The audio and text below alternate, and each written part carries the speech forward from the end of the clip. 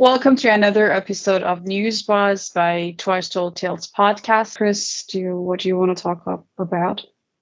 Oh, we can talk about I just saw it just happened the last few days is this one of the disinformation dozen around COVID, quote unquote misinformation, who was really key in inspiring skepticism against the government's COVID narrative, which I think is very important.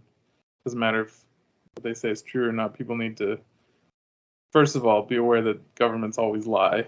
And if you have a story that you're being forced into by fear, you should really question it no matter what. So, I think it's important to try and come to a conclusion that's true. So, but anyone who's going to get people to disbelieve the government is, to me, is a hero.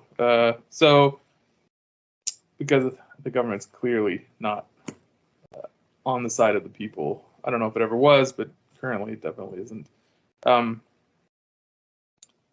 This guy, Rashid Buttar, he's a an OD, doctor of, what do you call it? A DAC thing? He's a chiropractor. But anyway, he was a physician of some sort, and he was often interviewed about his views on the vaccine and his views on COVID. And he was a very strong critic of Fauci. And he claimed to be poisoned. And then he showed up, and then he was on CNN, I think like on the 17th.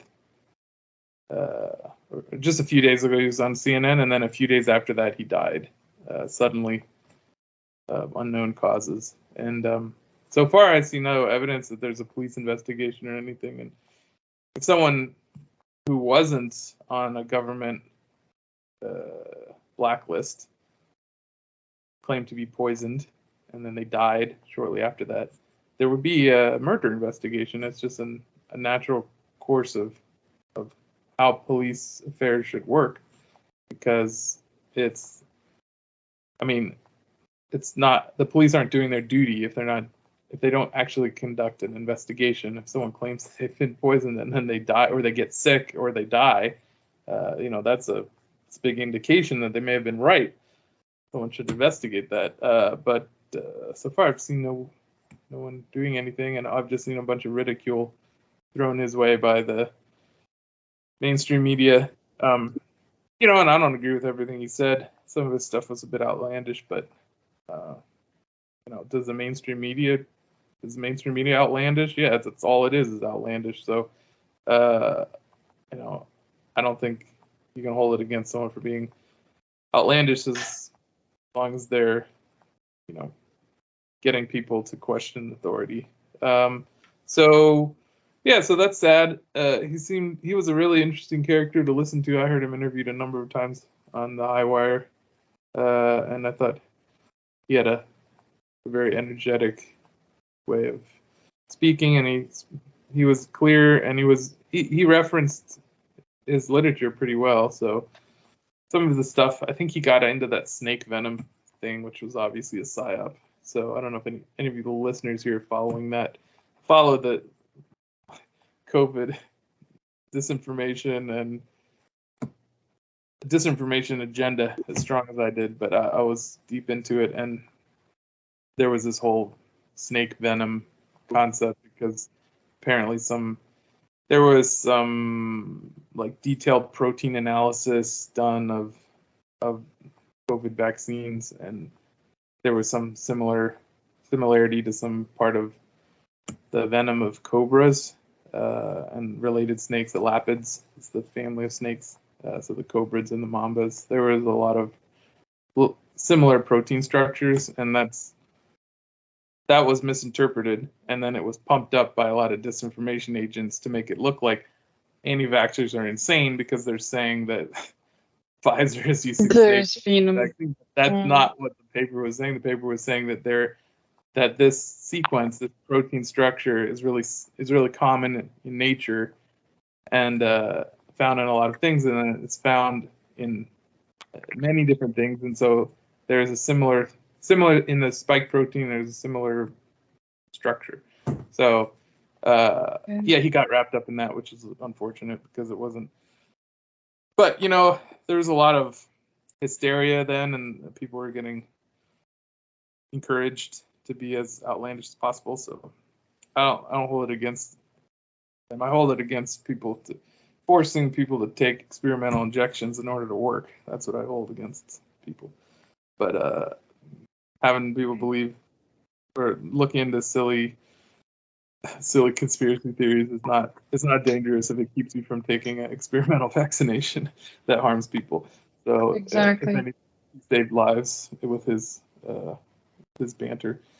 So yeah, it's sad, and I hope someone launches an investigation or tries to come down to what killed him. I mean, there's what's his name, Mercola.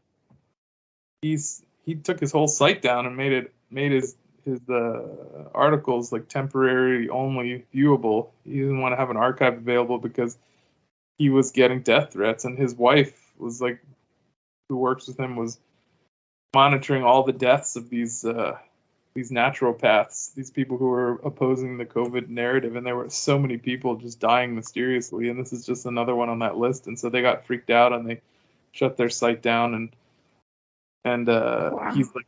he's like calm So down. much freedom of speech. Yeah, freedom of speech in America. That's how it is. Because it's it's only free when you go along with the agenda. Then you can say whatever you want. But if you actually criticize, and there's a whole range of accepted like disagreement with the agenda. Like that's the manufacturing consent model. There's a range of safe conversation you can have. But if you actually go and criticize, if you talk about 9/11, if you say Building 7, if you talk about myocarditis and vaccine children with the vaccine, even though the CDC talks about it, but if you actually talk about it, try and do science communication with people about the dangers to their health, that's when the corporations start feeling the pinch, or when the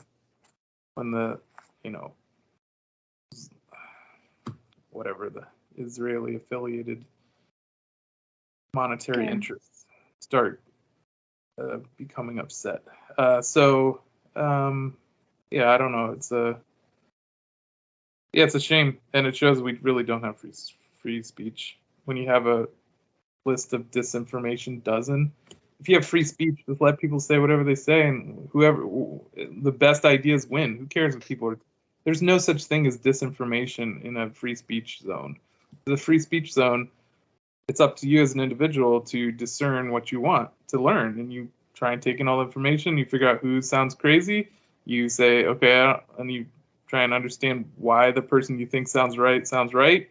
You read about it. Sometimes you realize you're wrong, and the crazy person is actually right. I mean, it's all into the individual's consumption of that information. If you talk about disinformation in a free speech zone, you're immediately becoming authoritarian, because you're saying, I know what's real information and you don't, and I'm going to tell you who's wrong and who's right. And that's not how a free speech area works. So the whole list, the whole disinformation dozen that they released, just shows you that there's no respect for free speech in America. It's all a sham, just like democracy itself and the voting itself. It's all fake. Like, it's all just run by these corporate interests. We don't have two parties. We have one giant party. They're all funded by the same corporations, same military, industrial, pharmaceutical corporations, and they just divide people up against each other with social issues and rig the vote. I mean, it's like, and then they'll tell you one election, they say, oh, the vote's perfect, but that's only if you're on one side, the winning side. If you're on the losing side, you can complain all you want, but now apparently if you're on the losing side, it's the big lie. You're not allowed to talk about it because you're the devil, the January Sixers or whatever. So it's, America is such a joke. I'm really glad that multipolar world seems to actually be kicking off. I was listening to, was it Chinese delegation or something at the G7, and they were like, nah, we're not doing this America first thing anymore. They said, we're no longer accepting a policy where Western governments can come and talk to us and tell us what to do. It was just out in the open. They just said it in the public forum, and I was like, Well, that's good, because America is definitely not the place to look for truth or genuine, or, I mean, everything's a lie. So if you enjoy living in a world where they just totally, there's a lie and there's no morality, it filters down, from when there's nothing on top like that, it filters down to the bottom. So your whole society, there's no more morality, there's no family values, there's no, people just rob stores and nobody cares. Like, they don't even do police investigations for murder. So it's like, whatever. Yeah, I'm having America lead this planet is really terrible. And then you don't not even get into the military and geopolitical policies of America, where they're just destroying the world and like creating wars in order to make money. I mean, Ukraine is just it's totally a created war. It's like they planned it for like 10 years to create this conflict so they could just have another, and they have others. It's not like they just did this one and that's it. They have tons of other wars they've planned. They have them all in the filing cabinets, and they just pull them out one after the other. Afghanistan finished, then they start Ukraine, they'll start another one, and they'll make it look like, oh, it's humanitarian, we're saving people. Of course they have to do that, or else people wouldn't allow for it, right? So that's how we do it. We just create endless bloodshed. Because if it was like helping people, you could like negotiate. You could say, oh, we can't do that. We need to help ourselves. We have homeless people here, but they make it life or death and war. So it's a fearful and emergency situation where you have to spend money now, and you spend it on stuff you can never get back, like bombs, because they just blow up. So it's a fantastic business for capitalism, and so it's not going to end unless the people get power back, because they're going to just keep making more wars, because it's just until the economy dries up. I don't know if that's going to happen. But anyway, that's my positive spin on things. We'll see you again on another episode of News Buzz on Twice Told Tales. Thanks for joining us.